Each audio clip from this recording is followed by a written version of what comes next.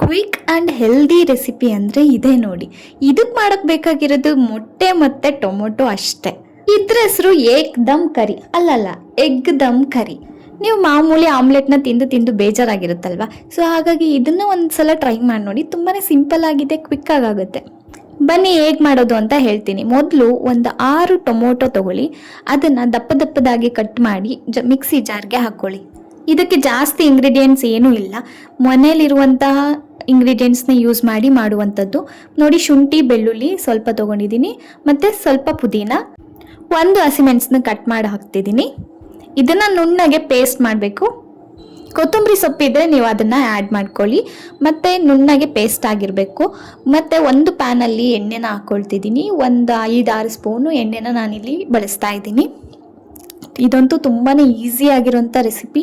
ಎಲ್ಲರೂ ನಿಮ್ಮ ಮನೇಲಿ ಟ್ರೈ ಮಾಡಿ ನೋಡಿ. ನೀವೇ ಕಮೆಂಟ್ ಮಾಡ್ತೀರಾ ತುಂಬಾ ಚೆನ್ನಾಗಿತ್ತು ಅಂತ. ಅಷ್ಟು ಚೆನ್ನಾಗಿರೋ ರೆಸಿಪಿ ಇದು. ಮತ್ತು ಇದನ್ನು ಚಪಾತಿ ಜೊತೆ ತಿನ್ನೋದಕ್ಕೆ ಒಳ್ಳೆ ಕಾಂಬಿನೇಷನ್. ಎಣ್ಣೆ ಕಾದ ನಂತರ ಸ್ವಲ್ಪ ಜೀರಿಗೆನ ಹಾಕಿದ್ದೀನಿ. ಹಾಗೆ ನಾನಿಲ್ಲಿ 1 ಹಸಿಮೆಣಸನ್ನ ಚಿಕ್ಕದಾಗಿ ಕಟ್ ಮಾಡಿ ಹಾಕ್ಕೊಂಡಿದ್ದೀನಿ. ಇದು ಆಪ್ಷನಲ್. ಮತ್ತು ಈರುಳ್ಳಿನ ಹಾಕಬೇಕು. ಈರುಳ್ಳಿ ಹಾಕಿ ನೀಟಾಗಿ ಬಾಡಿಸ್ಕೊಳ್ಳಿ.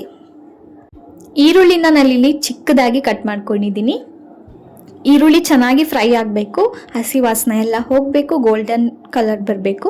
ಮತ್ತು ಈರುಳ್ಳಿ ಏನಾದರೂ ನಿಮಗೆ ಉದ್ದುದ್ದ ಕಟ್ ಮಾಡ್ಕೋಬೇಕು ಅನಿಸಿದರೆ ನೀವು ಉದ್ದುದ್ದನ್ನೇ ಕಟ್ ಮಾಡಿ ಯೂಸ್ ಮಾಡ್ಕೋಬೋದು. ಮತ್ತು ಇಲ್ಲಿ ಮಿಕ್ಸಿ ಮಾಡಿಟ್ಟಂಥ ಪೇಸ್ಟನ್ನು ನಾನು ಇದಕ್ಕೆ ಹಾಕ್ತಾ ಇದ್ದೀನಿ. ಹಾಗೆ ಮಿಕ್ಸಿಯಲ್ಲಿರುವಂಥ ಪೇಸ್ಟ್ ಉಳಿದಿರುತ್ತಲ್ವ, ಅದಕ್ಕೂ ಕೂಡ ನೀರನ್ನು ಹಾಕಿ ಮತ್ತೆ ಈ ಪ್ಯಾನ್ಗೆ ಹಾಕ್ಕೊಳ್ತಿದ್ದೀನಿ. ಇದೆಲ್ಲ ಹಸಿ ವಾಸನೆ ಹೋಗೋವರೆಗೂ ಮಸಾಲ ಏನು ಹಾಕಕ್ಕೆ ಹೋಗಬೇಡಿ. ಹಸಿ ವಾಸನೆ ಎಲ್ಲ ಹೋಗಿ ನೀಟಾಗಿ ಒಂದು ಕುದಿ ಬರುತ್ತಲ್ಲ, ನೋಡಿ ಒಂದು ಚಿಕ್ಕದಾಗಿ ಕುದಿ ಬರ್ತಾ ಇದೆ. ಆವಾಗ ನಾನು 1 ಚಿಟಿಕೆ ಅರಿಶಿನ ಹಾಕ್ತಿದ್ದೀನಿ. ಮತ್ತು ಸ್ವಲ್ಪ ಖಾರದ ಪುಡಿ ನಿಮಗೆ ರುಚಿಗೆ ತಕ್ಕಷ್ಟು. ನಾನಿಲ್ಲಿ 1.5 ಸ್ಪೂನ್ ಖಾರದ ಪುಡಿನ ಯೂಸ್ ಮಾಡ್ತಿದ್ದೀನಿ. ಮತ್ತು ಸ್ವಲ್ಪ ಧನಿಯಾ ಪುಡಿ, ಹಾಗೆ ಸ್ವಲ್ಪ ಜೀರಿಗೆ ಪೌಡರ್ ಎರಡನ್ನೂ ಹಾಕಿ ಮಿಕ್ಸ್ ಮಾಡ್ತಾಯಿದ್ದೀನಿ. ಇದನ್ನು ಕೂಡ 1-2 ನಿಮಿಷ ನೀವು ಬಾಯ್ಲ್ ಮಾಡಬೇಕಾಗತ್ತೆ. ಇಲ್ಲಿ ನಾನು ಉಪ್ಪನ್ನು ಹಾಕ್ಕೊಳ್ತಿದ್ದೀನಿ. ನಿಮಗೆ ರುಚಿಗೆ ತಕ್ಕಷ್ಟು ಉಪ್ಪನ್ನು ಬಳಸಿ. ಹಾಗೆ 1 ಸ್ಪೂನ್ ಮೊಸರನ್ನು ಆ್ಯಡ್ ಮಾಡ್ತಿದ್ದೀನಿ. ಮೊಸರನ್ನ ಹಾಕ್ಕೊಂಡು ಚೆನ್ನಾಗಿ ಲಂಪ್ಸ್ ಇಲ್ಲದೆ ಇರೋ ಥರ ಮಿಕ್ಸ್ ಮಾಡ್ಕೊಳ್ಳಿ. ಹಾಗೆ ಸ್ವಲ್ಪ ನೀರನ್ನು ಹಾಕ್ಕೊಳ್ಳಿ.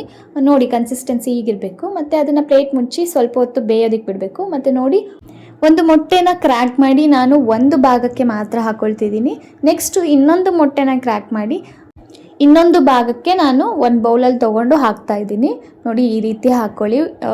ಸೈಡಲ್ಲಿ ಸ್ವಲ್ಪ ಗ್ಯಾಪ್ ಬಿಟ್ಟು ನೀವು ಹಾಕ್ಕೊಳ್ಳೋದು ಒಳ್ಳೆಯದು. ನಾನಿಲ್ಲಿ 4 ಮೊಟ್ಟೆನ ಬಳಸ್ತಾ ಇದ್ದೀನಿ. ನೀವು ದೊಡ್ಡ ಪ್ಯಾನ್ ತೊಗೊಂಡ್ರೆ ಒಂದು 5-6 ಮೊಟ್ಟೆನ ಹಾಕ್ಕೊಳ್ಬೋದು. ಮೊಟ್ಟೆನ ಹಾಕಿಬಿಟ್ಟು ನಾನು ಲಿಡ್ನ ಕ್ಲೋಸ್ ಮಾಡ್ತಿದ್ದೀನಿ. ಇದನ್ನು ನಾನು 5 ಮಿನಿಟ್ಸ್ವರೆಗೂ ಹಾಗೆ ಬಾಯ್ಲ್ ಮಾಡೋಕ್ಕೆ ಬಿಟ್ಟಿದ್ದೆ. ಸಣ್ಣ ಉರಿಲಿ ಸಿಮ್ಮಲ್ಲಿಟ್ಟು ನಾನು ಇದನ್ನು ಬಾಯ್ಲ್ ಮಾಡ್ತಿದ್ದೆ. ಇವಾಗ ನೀವು ನೋಡ್ಬೋದು 4 ಭಾಗದಲ್ಲೂ 4 ಆಮ್ಲೆಟ್ ರೆಡಿಯಾಗಿದೆ.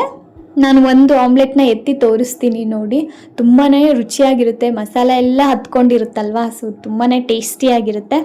ನೀವು ಮನೇಲಿ ಆಮ್ಲೆಟ್ ಮಾಡ್ಕೋತೀರಲ್ಲ, ಅದೇ ರೀತಿ ಆಮ್ಲೆಟ್ ಪೂರ್ತಿಯಾಗಿ ಬಾಯ್ಲ್ ಆಗಿರಬೇಕು.